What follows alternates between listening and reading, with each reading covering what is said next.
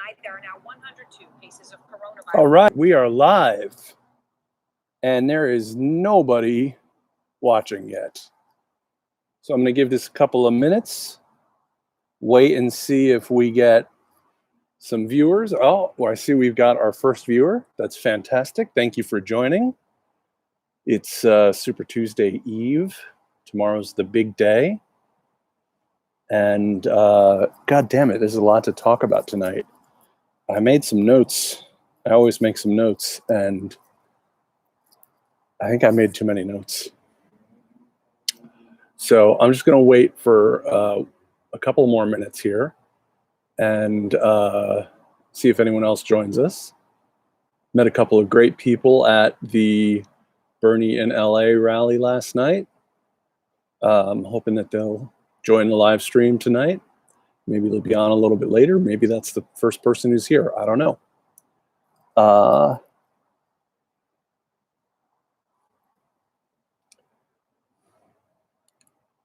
right, well, we're going to get started. So this is the Daily Faded. I'm Hetz. Welcome to the Daily Faded. Get faded daily with the Daily Faded, where we do cannabis, politics, and news.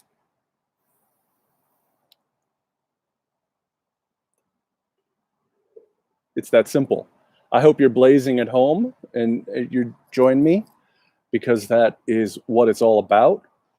My favorite thing to do is to get stoned and talk about politics. So that's what I'm doing right now, is getting stoned and talking about politics. I'm going to start off on some light stuff, hoping that we get a few more people watching this live feed. I voted today, so that's a good thing. We had heard a lot about our new voting system here. I don't know if it was California statewide or if it was just an LA thing. I guess it was statewide. We had a whole new voting system with a computer, but it did have a paper ballot, so I was happy about that. It was easy to navigate. There were lots of early voting centers open, so it was really easy to vote. It was super easy to vote this year. So I'm very, very happy. So I went out and I voted for Bernie. I voted yes on Measure R. I voted. There was an Uber driver running against my U.S. representative, against Tony Cardenas, who is the representative from California 25th. I voted for the Uber driver because Representative Cardenas takes a lot of money from healthcare and various and sundry other places that I'm not a big fan of. Anyway, like I was saying, we've got a lot to talk about tonight. We are going to talk about South Carolina, the primary. We're going to talk about Bernie's rally in Los Angeles. We're going to talk about Super Tuesday. And then I've got a couple other things to touch on. And, you know, I'm hoping every day to do the daily fail. I think we've got a good daily fail for today. So, yeah. So thanks for joining. Make sure to, not make sure, but if you could, if you're so inclined, check out patreon.com/thedailyfaded, because I don't have a job and any support for this nightly live stream would be greatly appreciated. Also, make sure you follow me on Twitter @the_Hetz. All right, let's dive in with the South Carolina primary. Fascinating. I've never been much of one to believe in political endorsements mattering all that much. They always just seem like a lot of noise and interference to me. Especially, you know, you get these random mayors and random reps endorsing people. How many voters does that actually affect? I think AOC's endorsement of Bernie mattered because it was right after the heart attack. And it came along with two other members of the squad. And obviously they had a huge rally off of it. So that was a big deal. But it looks like Jim Clyburn's endorsement of Joe Biden played a huge role in the South Carolina primary. And obviously Jim Clyburn's a legend. He's been in the House of Representatives for a long time, and he's a civil rights. I really think of their voting record if I looked into it. I don't really know, but it's clear that Jim Clyburn is beloved in South Carolina and really has a following there. And literally 50% of people in entrance polls said that his endorsement made a significant difference to them. So that really helped Joe Biden out a lot. So, congrats to Joe Biden for pulling off such a big victory. Let's hope he doesn't do it again.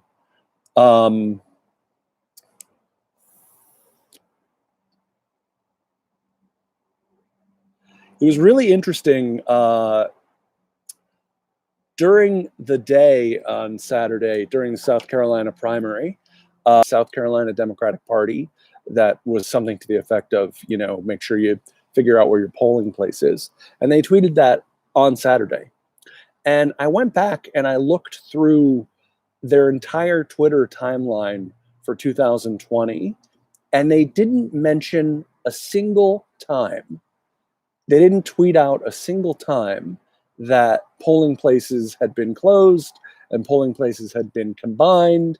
You would think if they really cared about democracy, that this is something they would have been talking about ad nauseum to make sure that all the voters know.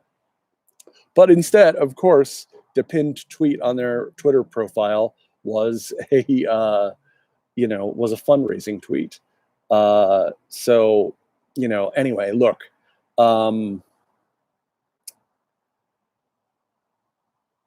It was good, I suppose, that Bernie and Biden were the only ones who were viable, so no one else got any delegates. I suppose that was good. But what South Carolina really did was it empowered and enhanced this mainstream media narrative and Democratic talking point narrative that the moderates can combine to back a single moderate who can beat Bernie Sanders, because the sum total of all the moderate votes is greater than the sum total of Bernie's votes. I'm not really sure that it's going to work out like that. Thomas Friedman was on, was it MSNBC or CNN, talking about that last week. I'm not a big fan of Thomas Friedman, so I didn't think too much of him making that argument. I saw an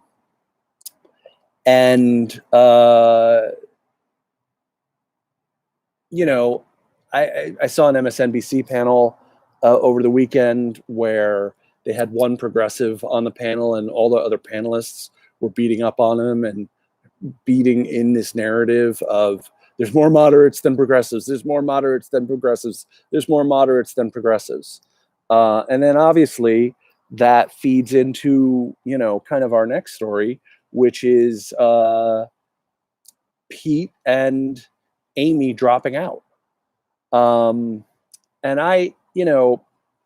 there were a lot of people talking about why Pete Buttigieg and Amy Klobuchar dropped out of the race. I suspect the reason they dropped out is because their donors told them it was time to drop out. The same thing happened with, Scott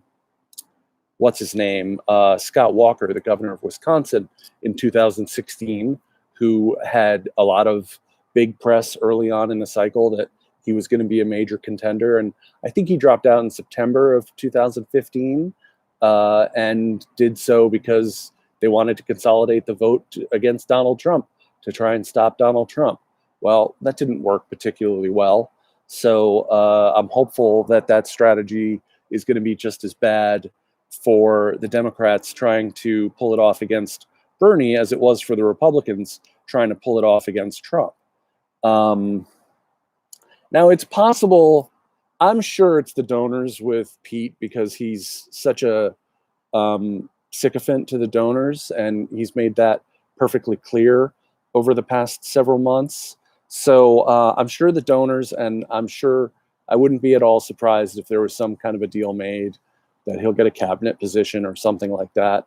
And with Amy Klobuchar, I don't necessarily see her making a deal with Biden, although she is immediately endorsing Biden, and Pete Buttigieg is going to endorse Biden as well, or already has.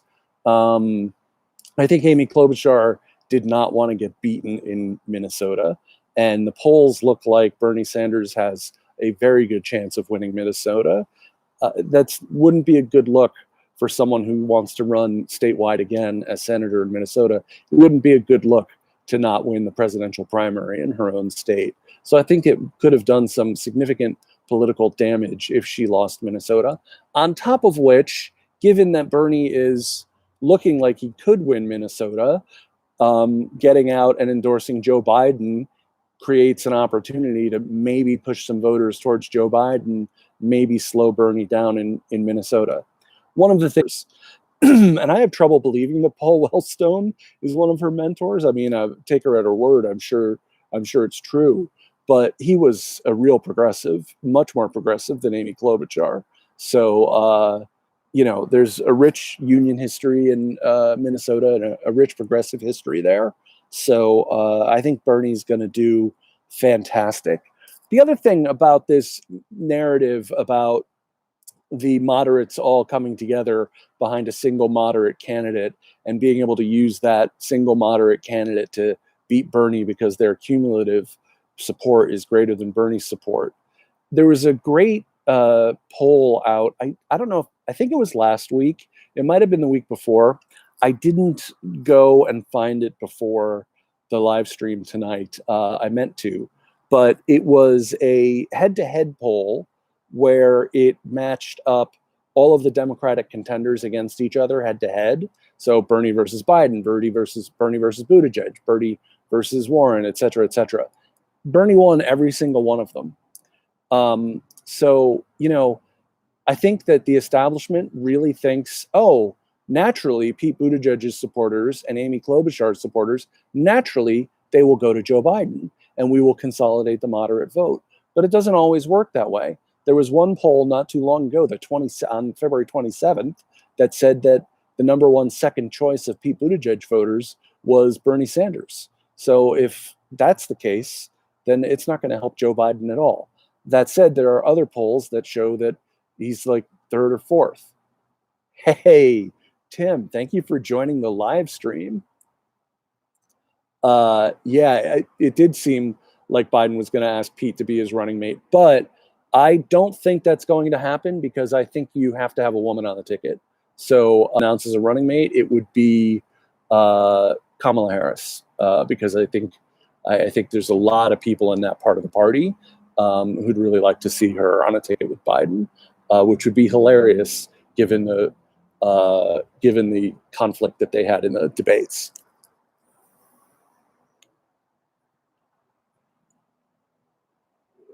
I'm smoking the Gelato indica again tonight. I know I wish you guys that I could smoke a different strain every night and talk to you about a different strain every night, but I don't have the funds to have that much weed on hand. So smoking the Gelato again tonight, trying to take it easy because it does hit pretty hard, But anyway, I'm just checking to see if I had anything left here on South Carolina and Pete and Amy dropping out. Ryan Grimm tweeted today that he'd love to see the internal polling in the Klobuchar campaign about Minnesota. And I thought that was a very smart tweet and a very good point, and goes to my theory about her really, really, really not wanting to lose Minnesota. The other thing, too, about this, and this is the last thing I'll say about this, then we'll move on. The other thing, too, about this is I've been saying this for a while, that this primary is not a referendum on Donald Trump, and it's not a referendum on what's going on in America today vis-a-vis Trump and Trumpism. This 2020 Democratic primary is about Obama.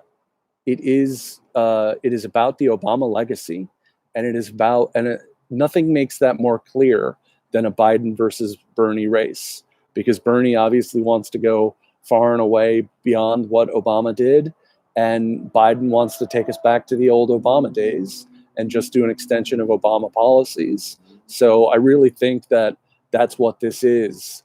I think that's what this primary is all about. It's a referendum on the Obama years, So as far as Trump is concerned, obviously Trump is a fool, an idiot, and a lawless goon, and a maniac, and someone that we have to get rid of. That all kind of goes without saying. But the general election will be more about Trump. But I think it'll be, one of the advantages of Bernie running is that if Bernie runs, then the election is about Trump and Bernie, because Bernie's offering something radical. If Biden runs, it's just about, can Biden beat Trump or not? And I think, I think that ends up by default being a campaign that's about Trump. And I think if it's about Trump, Trump wins. I think part of why Trump won in 2016 is because the campaign was about Trump. And, the Clinton campaign was all about fear mongering about Trump. I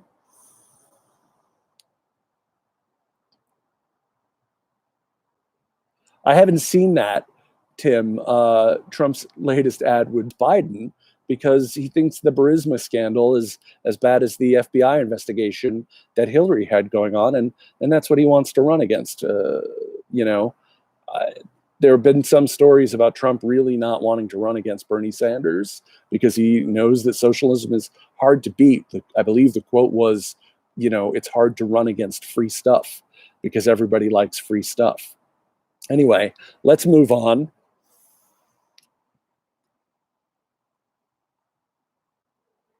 I am learning to smoke a little bit more slowly as I do this, because the further I go on into the live stream, the harder it gets. Anyway, last night, Bernie in Los Angeles at the convention center. Fight the power. What a spectacular event it was. They had 35,000 RSVPs. But whatever the South Hall of the LA Convention Center holds, someone was telling me it holds 28,000 people. Whatever it holds, it was at capacity. And that's a huge, huge room. And it was jam-packed in there. It was hot as hell. We had excellent speakers. Chuy Garcia from Chicago talked about the progressive changes that have happened in Chicago city government, which was really interesting, getting rid of Rahm Emanuel, who is about as disgusting a corporate Democrat as you'll find anywhere, an enemy to progressives, getting Lori Lightfoot elected as mayor of Chicago. Sarah Silverman spoke.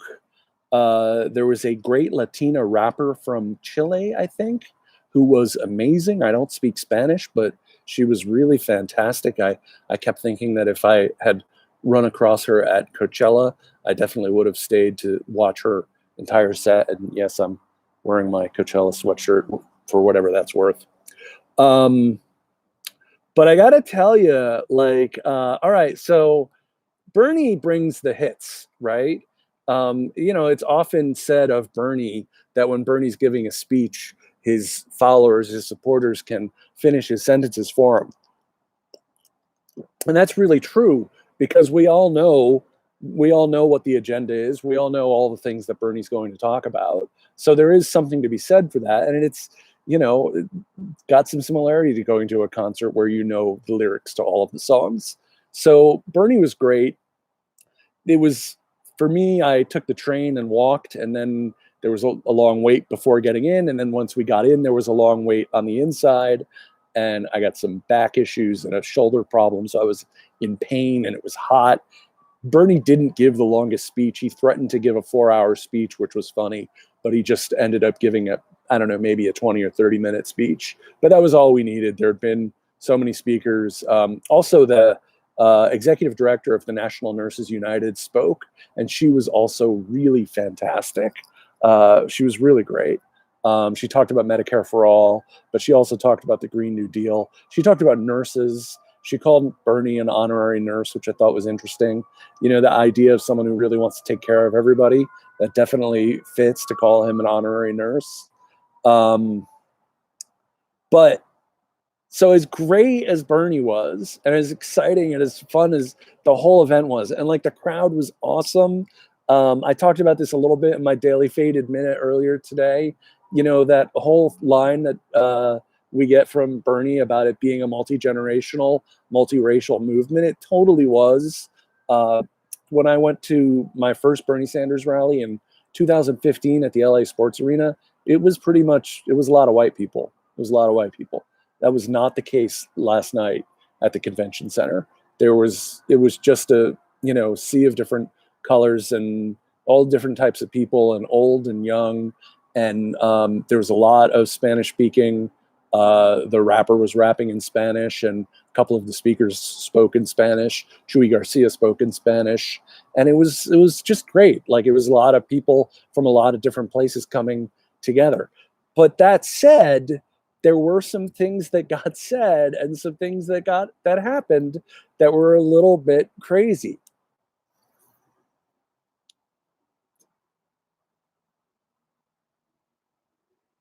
Crazy enough that I need to take a hit. Now, one of the things is, normally when I smoke, I take the biggest possible hit that I can. I hold it in as long as possible, and then I cough my ass off like a fool. So because of this live stream, I'm learning to take quicker hits and not destroy myself quite so quickly. But God damn it, I love being out on the patio at night, smoking some weed and talking politics. And I am so glad that you guys are here with me to talk politics tonight. But anyway, I want to get back to the funny shit at the Bernie rally. So, I mean, there's some truly funny shit that happened. Sarah Silverman spoke, and she was great, and I had a little bit of irritation with her because she was kind of going after Bernie supporters who didn't want to support Hillary Clinton in 2016, and I was one of those people. So I had a little residual with her, but all is forgiven. That's fine. She was awesome yesterday, and she's been working hard to help get Bernie elected. So I'm down with Sarah. But she was trying to make an argument. She was talking about the whole socialism thing and trying to make an argument that and I talked about the Paul Krugman and Richard Wolff debate last week on the stream, why I think it's a good thing that Bernie calls himself a socialist. But she was talking about, well, the post office is socialism, and roads are socialism, and the military is socialism. Don't you want to have an army? And when she said that, I just laughed so hard, because the notion that the military is socialism is ridiculous. Anything that tax money is spent on that is for the collective good is not by definition socialism. Capitalist countries have armies. Feudal countries had armies. No Killer Mike. I wish Killer Mike had been there. That would have been awesome. But speaking of rappers, I'm about to get on to Chuck D and Flavor Flav in a sec. But feudal economies had armies. Slavery-based economies had armies. Mercantile economies had armies. Every kind of economy has an army. So you can't say that militaries are socialist. People go crazy saying that everything is socialist. For example, the post office is socialist. Well, that's not really true, because the post office is extremely useful for business. Capitalists needed a post office for centuries before we had, FedEx and DHL and shit like that. But the real key question with whether or not it's socialism is, does it redistribute wealth from the capital class to the lower classes? And I would argue that the post office doesn't necessarily do that. That said, postal banking might be considered a socialist program, and I'm a big believer in public banks and postal banking. But so I Spandau, you mentioned no killer Mike. No, I mean, they got all the surrogates spread far and wide, man. So no Nina Turner, no Ro Khanna, no AOC, but it was a good lineup. I don't know if you guys have been following this, but Chuck D and Flavor Flav had a full-on Twitter war over the Bernie in LA event.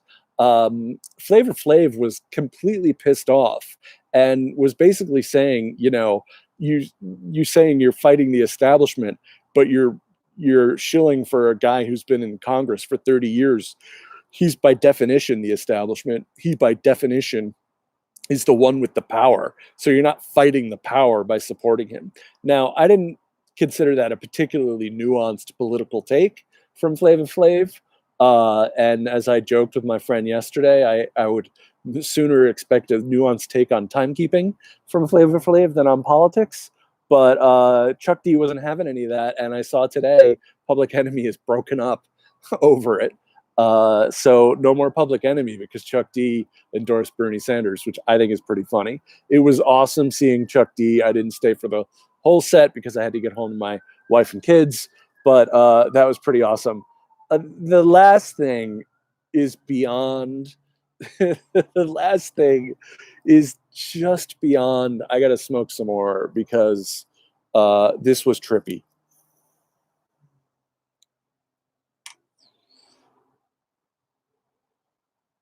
If the two younger folks who I was hanging out with last night are there, say something in chat for me.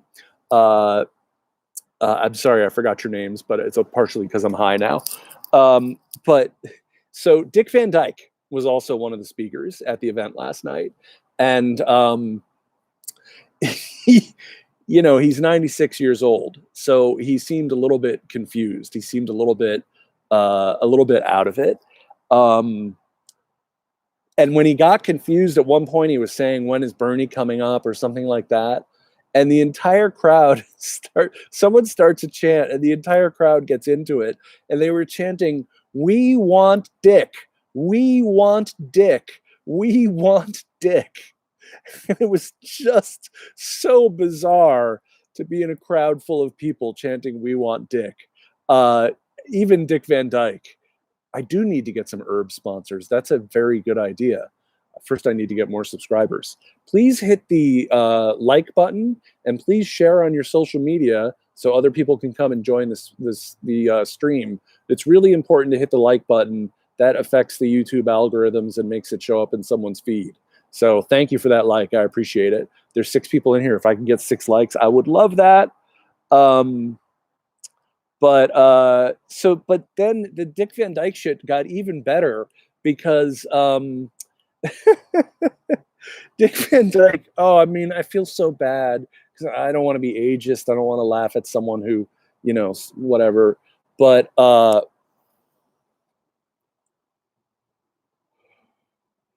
he was talking about Bernie and he was talking about 2016. And some kind of synapse failed on him. And he goes, wait a second. Who was the president who dropped the atomic bomb on Japan? Yeah, whichever president, whoever that was, and people were shouting Truman from the crowd, but he didn't seem to hear that. And he goes, "I'm really glad he did that. That was a good thing. I'm glad." I'm just like, everybody just looked around like, what the fuck?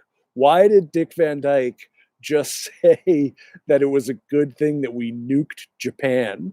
It was truly, truly bizarre. It's certainly the strangest thing I've heard at a Bernie rally. So let's see here.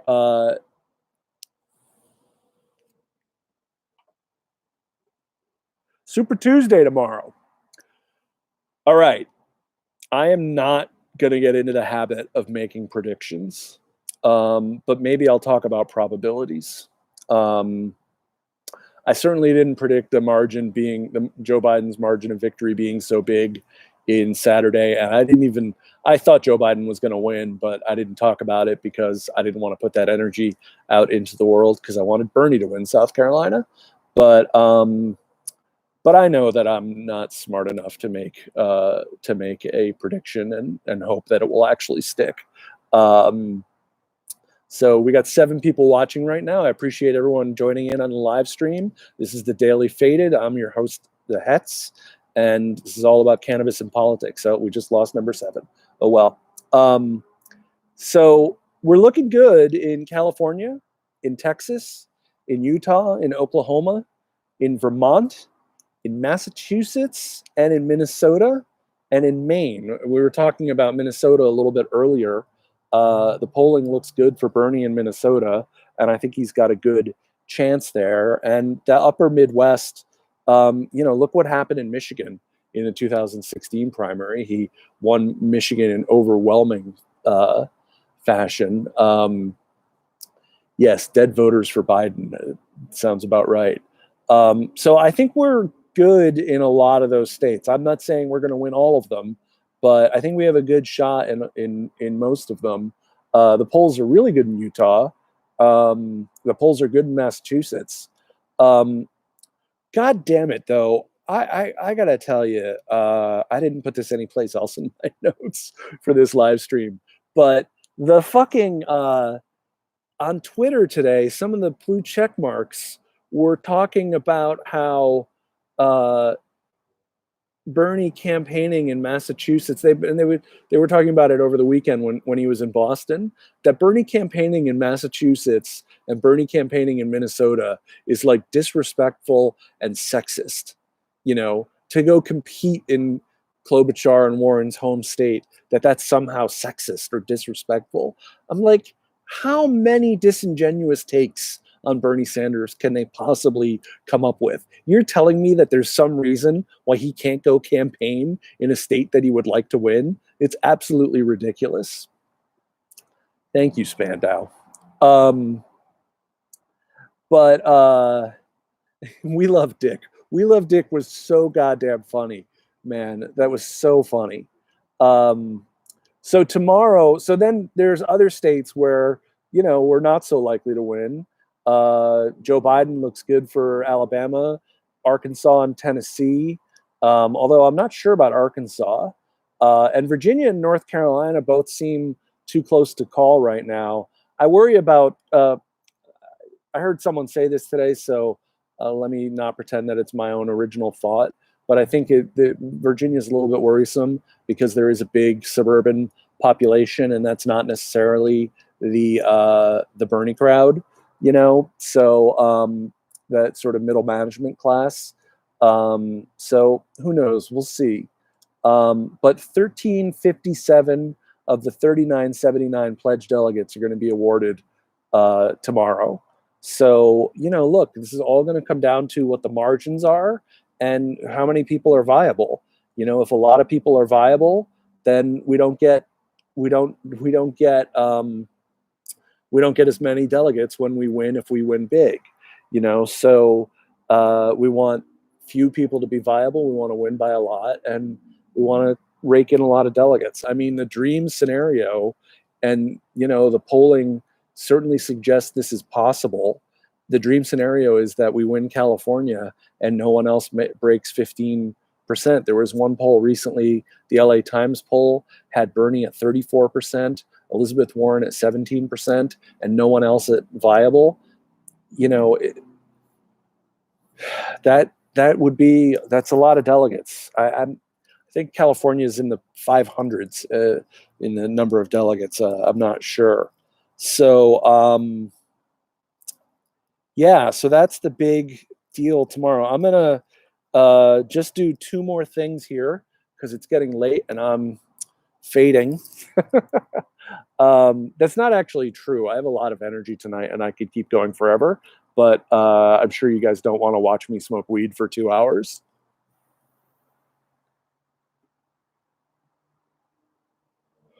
So I have a take here that goes a little bit contrary to what you might expect. This is the daily fail. The daily fail today goes to Chris Matthews because Chris Matthews resigned from MSNBC. Hardball is no more unless they decide to rebrand it with a different host, but I don't know why they would do that. And I say boo to Chris Matthews resigning because, and you know, I've been complaining about Chris Matthews. I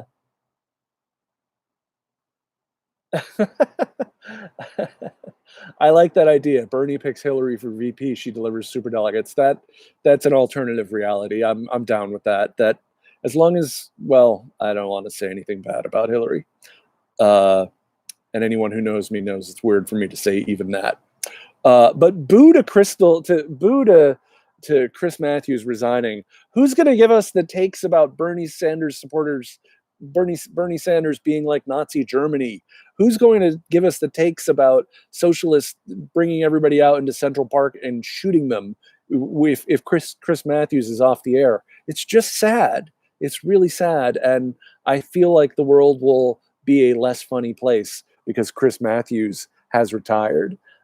Chuck Rocha, who's senior political advisor to the Bernie Sanders campaign, he's the mastermind behind the Latino outreach portion of the campaign. He tweeted that Crystal Ball should get the Hardball show on MSNBC. I love Crystal Ball, but I think she needs to stay right where she is. She belongs in independent media. If you guys don't know Rising, it's on the Hill TV's YouTube channel every morning, and it's really fantastic. Mitcherdale said James Carville. You might be right, Spandau. What about James Carville? Right?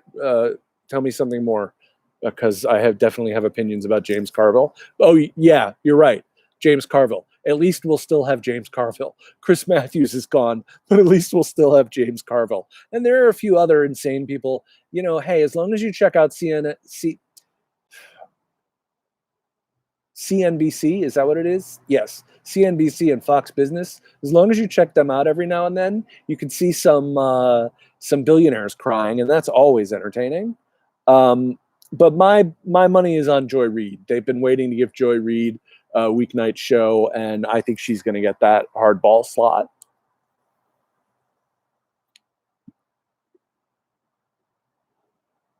Now, I gotta say, you know, if anyone watching this has had a conversation with me about Chris Matthews before, I don't know if I called for him to be fired when he was saying some of the crazy things that he was saying.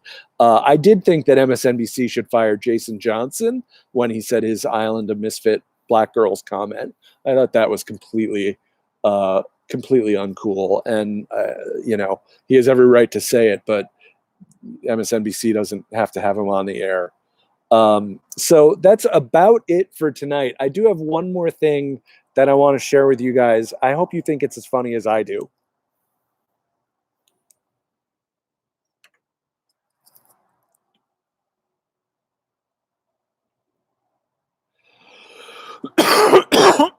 Excuse me. So I got a text message. And I wish that I had some idea what I was doing with this live stream, because I've watched other live streams where people are able to bring things right up onto the screen. So I have to figure out how to do that. I'd love to just show you this this text message, but because I think it's funnier written than me reading it, but I'll read it to you anyways. I got a random text message from a number I did not recognize, and the message was, "Hi, Eric. This is Robin with the Mike Bloomberg campaign here in California. We need your support for Mike on Tuesday so we can defeat Donald Trump. Are you with us?" Now, oh, really? Yes, that would be awesome, Spandau. Thank you. How am I going to react to that? I had an instinct to get nasty and just tell her to fuck off. But, you know, I don't have anything against Robin. I don't need to tell her. I don't need to be nasty to her. So I responded, "When you get into the voting booth, I'm sure you'll do the right thing and vote for Bernie, no matter how much Mini Mike is paying you. Nice chat. Thanks." So that just made me happy. Because you know, there have been a lot of stories of Mike Bloomberg employees, staffers who have said publicly that, or have leaked that they're actually Bernie supporters who are just taking a job because they need a job. So anyway, all right, guys, that's it for tonight's live stream. Tomorrow is Super Tuesday. I am going to be on again tomorrow night at 11 Eastern, 8 o'clock Pacific. And we'll be talking about the state of the returns at that point. Hopefully it's going to be a great night. Hopefully Bernie Sanders is going to win a lot of states and rack up that delegate count so we can forget about talking about super delegates. Everybody get out and vote. I already voted. So if you haven't voted, make sure you get out and vote tomorrow, whether you're in California or in Texas or Minnesota or Massachusetts or any of the other 14 states that are voting tomorrow. It's a big day, and I'm excited to do the live stream tomorrow night. Except I wish I had a second computer so that I could be following Well, I guess I could probably be following it a little bit here, but yeah, I can do that. Anyway, yeah, so tomorrow night I'm stoned. It always takes me a while to sign off. Thank you so much for joining us. This has been the Daily Faded, where we get faded and talk about politics and news. If you're still watching this, you're amazing. I'm Hetz. Follow me on Twitter at @_Hetz. And if you are so inclined to help me out with this endeavor that I am trying to turn into a real thing, I would love your patronage at patreon.com/thedailyfaded. Right now I have one patron, so I'm trying to get to 2. Can we see a second patron? That would be awesome, but only if you can afford it and only if you think it's a good investment. Anyway, I love you guys. Thanks a lot. Peace out. Go Bernie. And I'll see you tomorrow night. Thanks a lot.